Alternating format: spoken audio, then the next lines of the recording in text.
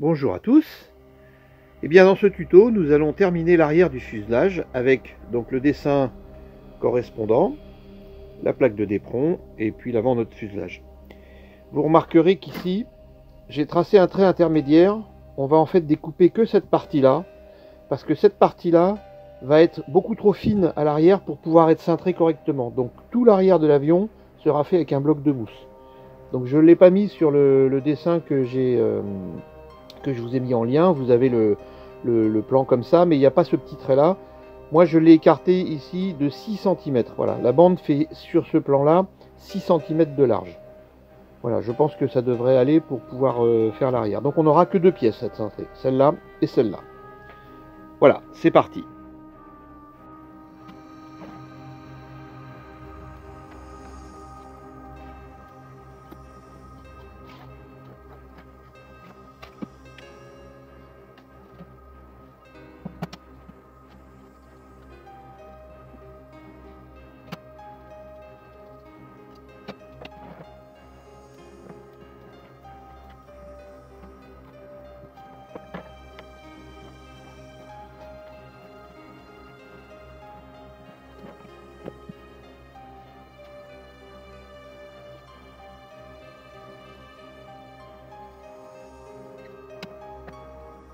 Alors là, on remarque qu'on a des pièces qui sont relativement larges. Vous voyez, celle-ci fait 20 cm de large. Donc elle fait le double finalement de la largeur du tronçon classique qu'on arrive à arrondir correctement.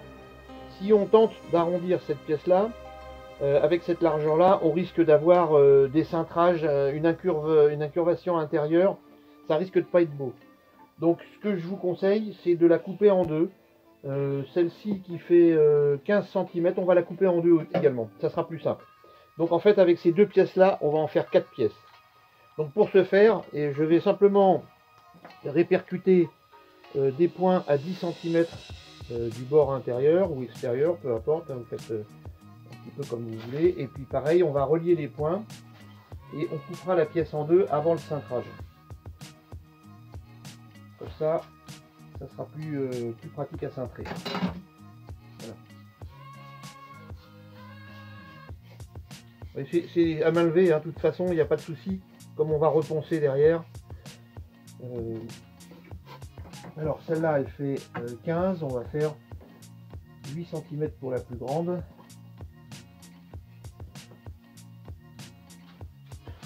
Voilà, je vous conseille de vraiment faire la même chose pour être certain d'avoir un bon cintrage.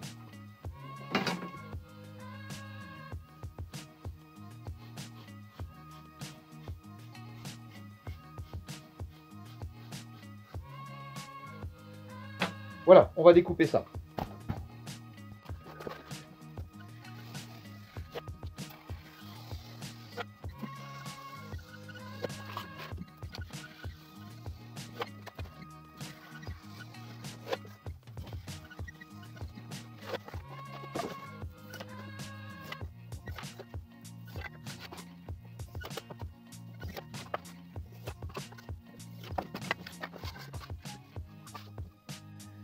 Alors pour commencer l'assemblage, il va falloir un tronçon linéaire pour pouvoir débuter l'assemblage de ces 4 pièces terminales. On va partir de là et on va aller jusqu'à la queue en faisant le bloc de mousse. En dernier, on mesurera la longueur totale du fuselage que l'on souhaite réaliser et on complétera avec les anneaux intermédiaires pour finir le dernier collage qui n'aura pas de liaison intertronçon. Ce collage-là devra être effectué au niveau du trou du caisson des ailes. Parce que comme on va repercer le fuselage par en dessous, on pourra alors placer à l'intérieur les pattes de liaison. Voilà, il est temps maintenant de cintrer ces 4 parties-là.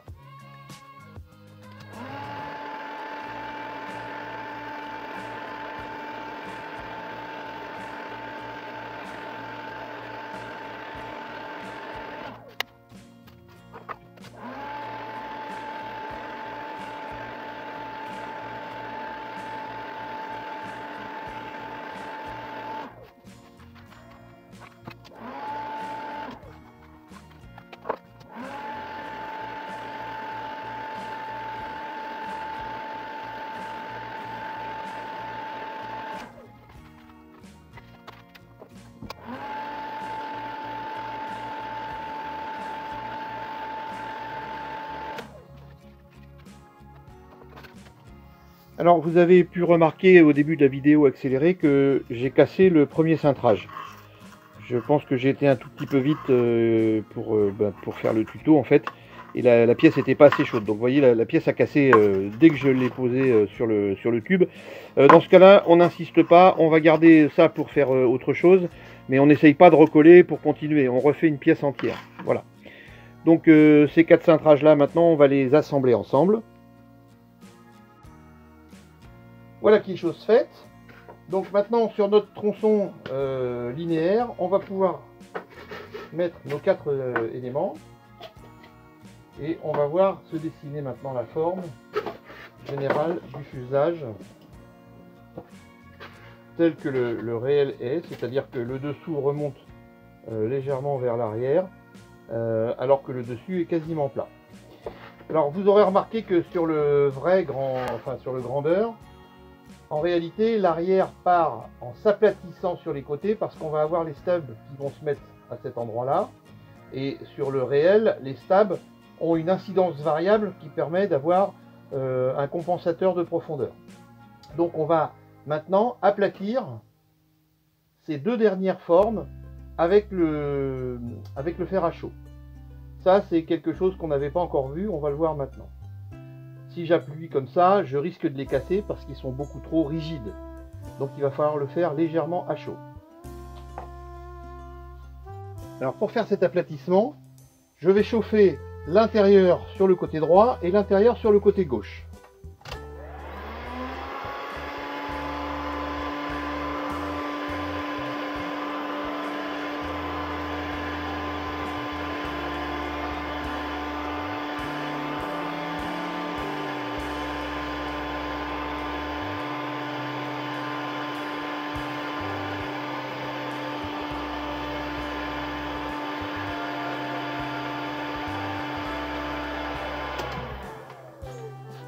Là, on voit que la forme est bien plus malléable.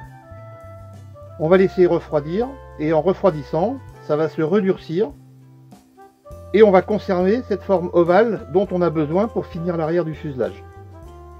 Là, on aura bien une surface plate sur laquelle on va pouvoir venir raccorder nos stabilos. On va faire pareil sur la petite pièce qui finit le fuselage. Vous voyez là, elle s'est ovalisée dans ce sens-là. On va la rendre ovale mais dans le sens vertical.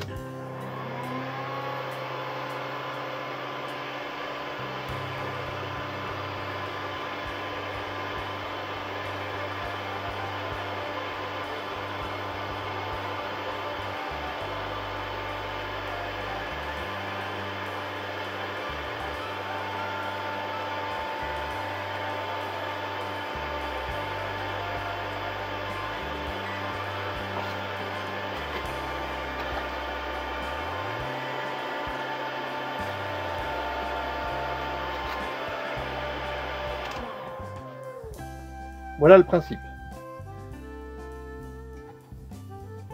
On va maintenant, à partir du tronçon linéaire, assembler les 2 premières pièces qui sont rondes.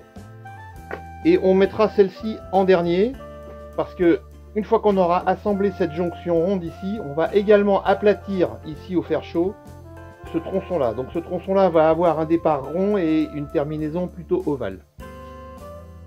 Voilà, on arrive au point crucial de la jonction entre les ovales et les ronds. Donc là, j'ai assemblé, j'ai poncé sommairement mes 3 éléments. Donc c'est pas mal. Sauf que là, maintenant, il faut que ça rentre. Alors vous voyez qu'on est beaucoup plus haut que large. Donc le but du jeu avec le fer à chaud, ça va être de ramener progressivement ces 2 flancs-là pour que cela s'écarte. Éventuellement réarrondir un tout petit peu le bord d'attaque de ce couple-là, de façon à ce que ça rentre parfaitement. Voilà. Voilà, avec un petit coup de fer chaud, on s'aperçoit qu'on a bien ovalisé et que la forme est presque raccord. Donc c'est quand même pas mal. Je pense que je vais pouvoir coller comme ça parce que du coup là, ce petit défaut qu'il y a là, je vais le rattraper au ponçage. Donc je colle, on voit après. Donc voilà la forme au fur et à mesure qui commence à apparaître. Alors évidemment, on n'oublie pas de coller toutes les pattes de liaison au fur et à mesure du montage, parce que sinon après vous allez être embêté pour passer la main. Et vous voyez, on a bien une belle section ovale à la sortie avec un beau rond à l'entrée. Voilà, on a bien le galbe de l'avion qui commence à se dessiner. ça devrait pas être mal. Alors maintenant la dernière pièce, bah, c'est pareil. Alors tout ça, ça se fait au fur et à mesure, hein. Je filme pas tout, mais tous ces assemblages là, eh bien c'est de l'ajustage au coup par coup. Peut-être un petit ponçage un peu en biais pour rattraper quelque chose qui n'est pas forcément droit. On récupère les angles ici pour avoir la bonne courbure, etc. etc. Hein, voilà. C'est vraiment c'est de la sculpture, hein. C'est ce que je disais en entrée de tuto. Donc voilà, une fois que ça a été reponcé, qu'on a fini le dégrossissement, en fait, on a la forme générale du fuseau, telle qu'on la souhaitait, c'est-à-dire un dessus à peu près plat et un dessous qui remonte. Le dessus n'est pas complètement horizontal, c'est normal. Donc maintenant on va mettre une petite plaque ici pour fermer le fuselage et une plaque qui viendra assurer le collage en fait de la fin du fuselage de la PU en fait. Hein, il y a comment dire, une petite génératrice dans le vrai qui vient se situer à cet endroit là, donc on va le faire en mousse, cette espèce de cône. Donc voilà, on découpe dans un bloc de mousse à la scie à ruban la forme souhaitée de l'arrière du fuselage. On trace la ligne génératrice du centre de l'avion. Et maintenant, eh ben, sculpture, ponçage, mise en forme à la main pour obtenir un résultat final qui est conforme à ce qu'on souhaite à l'original. Donc là, voilà la forme dégrossie au cutter.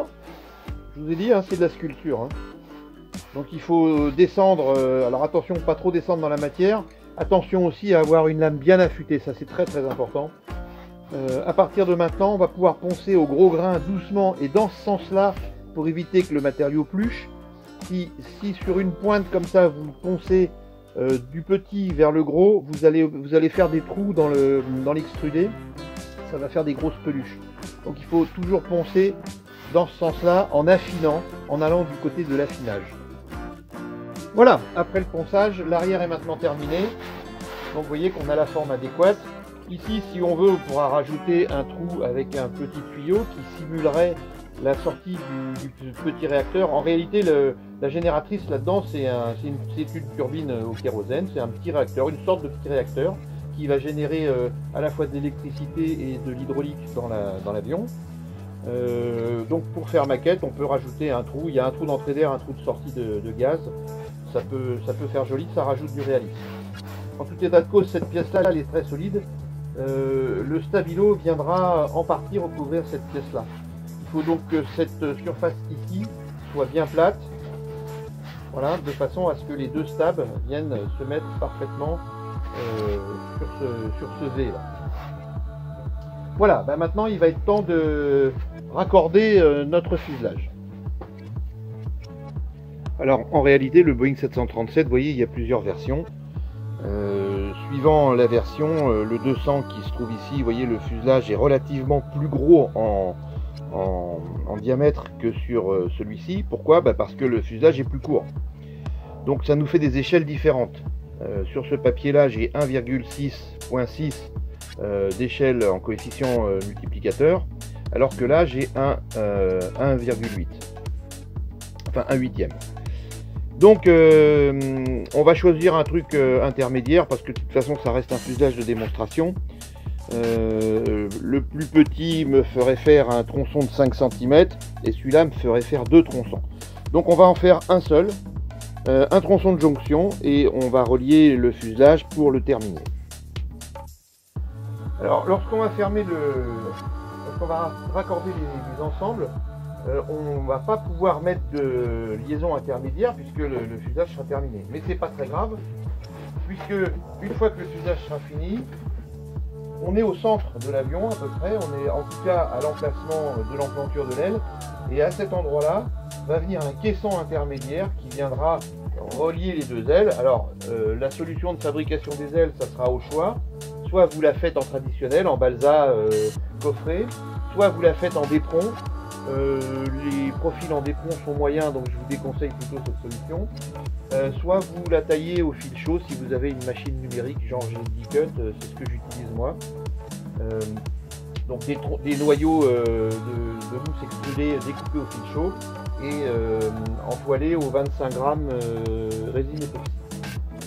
Donc lorsqu'on va faire l'ouverture centrale et qu'on positionnera le caisson, à ce moment-là, on mettra les jonctions intermédiaires.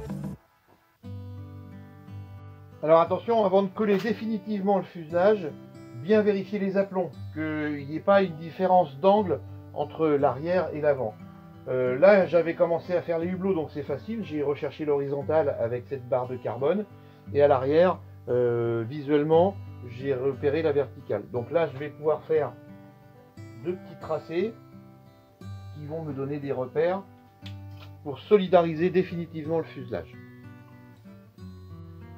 Voilà, une fois que vous avez déterminé la taille de votre emplanture, que vous avez déterminé la position du bord d'attaque, avec un rapporteur et une règle, vous allez pouvoir tirer maintenant la génératrice qui va nous permettre de découper le fuselage parfaitement horizontalement et de façon symétrique pour éviter qu'il y ait un dévers sur le fuselage. Donc pour ce faire, on va utiliser évidemment l'équerre. Et là, on va prendre 7 cm de haut. On va faire un trait de 7 cm que je vais reporter de chaque côté.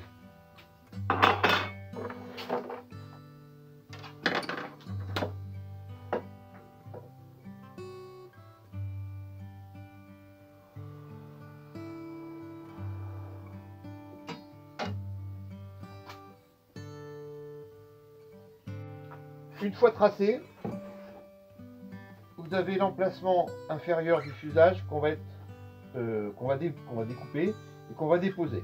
Cette pièce-là va à la poubelle, c'est perdu.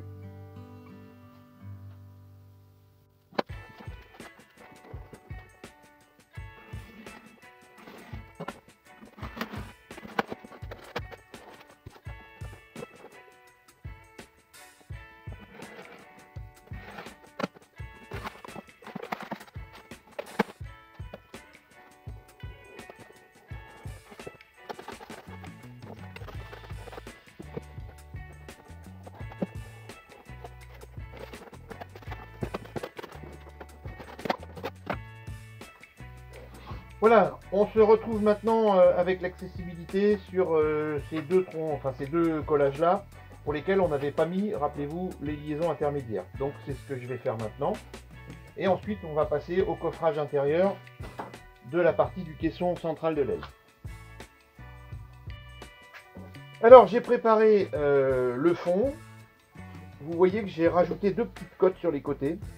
Elles vont servir dans ce sens-là à maintenir les flancs du fuselage qui sont très souples et qui sont mécaniquement aujourd'hui fragiles. Tant que la cellule n'est pas triangulée avec cette plaque. Donc pour éviter que j'ai un écartement ou que j'ai un désalignement, on va dire, du flanc du fuselage lorsque je vais faire la pression pour le collage, et ben, j'ai rajouté ces deux petits flancs là qui vont se situer donc à l'extérieur du fuselage et que je vais venir couper une fois que j'aurai fini le collage. Le collage une fois sec, je me rends compte que le fuselage est devenu maintenant très rigide. Il est vraiment solide. Peut-être encore un petit point de flexion ici et ici, mais dans le sens longitudinal, il ne bouge plus. Vous voyez, on se retrouve avec ces deux côtes là, et bien qu'on va tout simplement supprimer au cutter.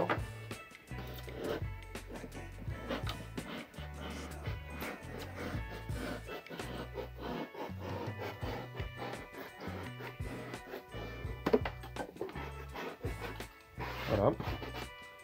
Un petit coup de ponçage pour terminer.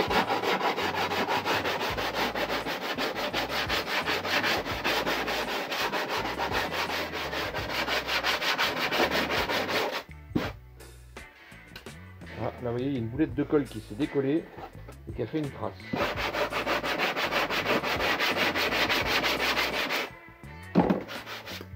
Donc de toute façon, on avait fabriqué un état de surface qui était propre mais sur un chantier en cours. Donc évidemment, on va tout reprendre. Une fois que tout sera terminé, on va repasser de l'enduit, on repassera le vernis, la peinture, etc. Là, on a marqué le fuselage dans tous les sens. Ça reste une démonstration de chantier.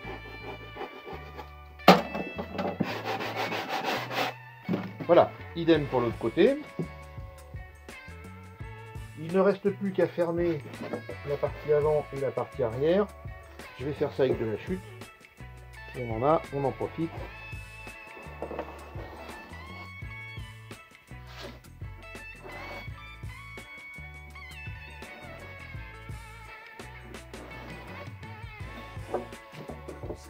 Voilà mes deux pièces.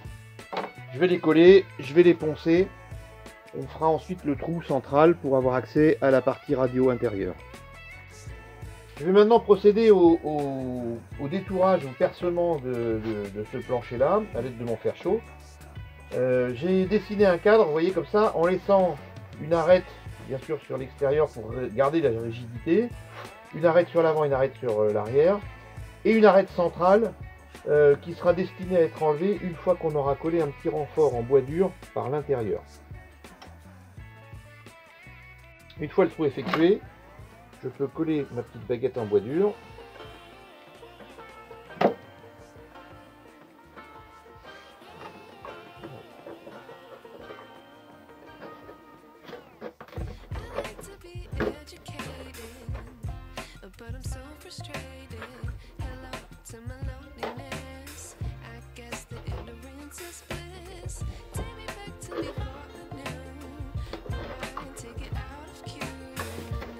Voilà. Et j'enlève cette barre provisoire. L'avantage, c'est que le bois dur sera beaucoup plus rigide, et surtout lorsqu'on va avoir des fils qui vont passer sur le dessus de l'aile entre les contrôleurs, le faisceau de fil des ailerons, des trains rentrants, etc. Mais on pourra passer, lorsque l'aile sera fermée, on pourra passer entre le dessus de l'aile et donc ce renfort-là, qui lui maintient et garantit l'extension du fuselage et la rigidité du fuselage. Nous avons donc terminé la réalisation du tronçon arrière, la jonction du fuselage. J'ai percé les derniers hublots. Là, on arrive à un poids maintenant de 214 grammes. 214 grammes pour un fuselage qui fait 1,20 m de long. Reste à finir les petits rebouchages des différents, vous voyez, des petits trous comme ça, les petites blessures du chantier. On va reboucher ça à l'enduit. Un petit coup de vernis, un petit coup de peinture. Et le tuto prochain, on va voir la mise en place du stab, de la dérive et de la radio de façon simplifiée. Hein, on aura les cerveaux directement derrière et on amènera tout vers l'avant. En ce qui concerne les ailes, je n'aborderai pas ce sujet puisque vous savez les construire aussi bien que moi. L'idée de ce tuto était de montrer comment on fabrique un fuselage très facilement. Mais en ce qui concerne les ailes, vous pouvez faire une réalisation en bois coffré, en d'éperon nervuré ou en mousse coupée au fil chaud. Ça sera selon le choix de chacun. Merci de votre attention, à très bientôt.